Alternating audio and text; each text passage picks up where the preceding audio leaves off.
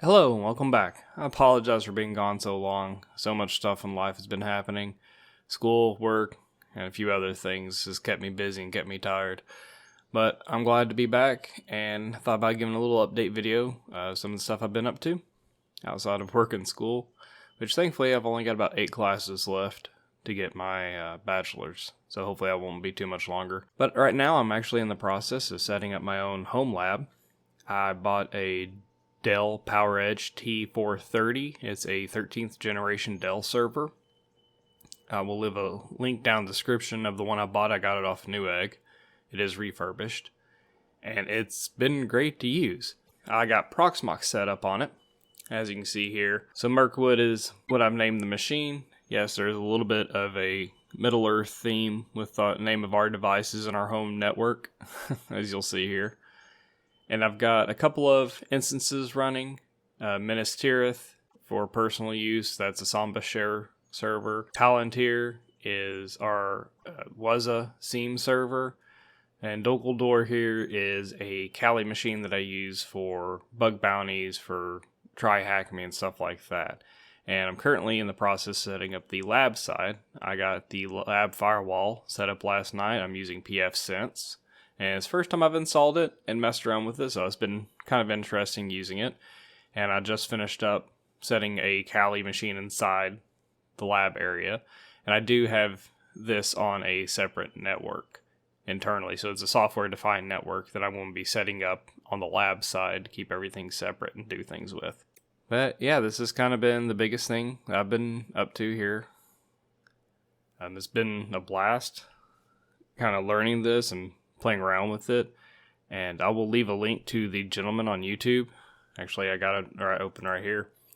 This gentleman, I've been following along with his setup. I watched a couple of different people with labs and stuff, and his resembles most of what I had in mind of what I wanted to do. So I will leave a link to his video here, episode 1, if you want to take a look at and see if it might be something you'd be interested in doing. Okay, other than that, I have gotten several books that I'm starting to read right now. The first one is the Web Application Hacker's Handbook, 2nd edition. And this is a bit old. If I remember right, this came out in 2012. Let me look here quick. Turn the page. The 2011 is when it came out. So it is a bit old. Some of the stuff that it refers to, I won't say it's outdated, but it was in that phase where newer technologies were coming out, and it does mention them, but they weren't quite as prevalent and widespread as they are now. But there's still a ton of great information in this book. I will leave a link to it as well, in case you're interested. And just a heads up, it is a lengthy book. I think from beginning to end, right before the index here, it's like 850 pages, about roughly. But honestly, it goes by pretty quick. I've been reading it for a little over a week. I had to take last week off because of a project at work that I was having to do. Just wore me out, and I didn't really want to do anything when I got home. But in a little over a week, without being a dedicated hard reader, I'm almost to page 300 already. Just taking my time through it as far as my reading speed goes to kind of absorb and really think about what he's talking about. Again, I would highly recommend it if you would like a little bit more insight if you're doing web testing, web penetration, or just as a handy little handbook so you can flip to sections and take a look at stuff and maybe see if there's something you're not thinking about. The other book that I'm currently going through right now is Black Hat Python. I'll leave a link to this one as well. This is the 2nd edition.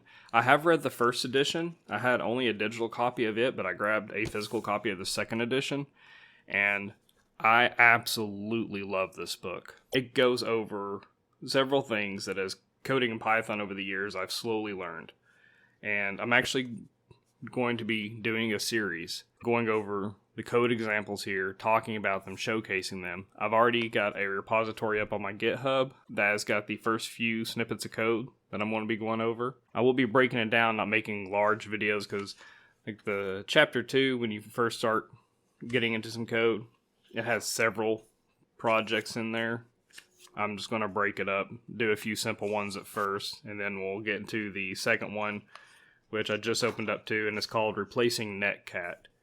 And if that's anything like how it was in the first edition, that one's actually a really interesting program to write.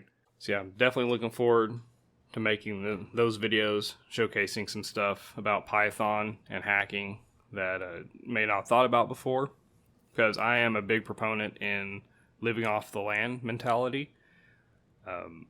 Don't get me wrong, I absolutely love a lot of the tools that our community uses, that a lot of people put a lot of hard time in developing, and I fully support them. But at the end of the day, I think that if you are serious about this field, that not only should you know these tools and understand how to use them, but also understand how to craft your own, because you're not always going to have access to the tools that we know and we're familiar with. So yeah, that's just a brief summary of what I've been up to here lately. So I cut this video a little short. I don't have too much going on right now that I want to talk about. And I'm going to get started here on the Python videos. I do plan on, of course, still making some videos for rooms on Try Hack Me walkthroughs. I do enjoy doing them. I do enjoy putting them together. They do take a bit more time for me to put together, so it's a little bit more effort on my part, because I just don't want to sloppily throw things together and just throw them up. I want to try to make sure things are concise and easy for you to jump around and find things. And I'm definitely wanting to get better about doing that as well. So I hope you all have been doing well. I hope all the projects you're working on are going well. And I will see you in the next video. Bye.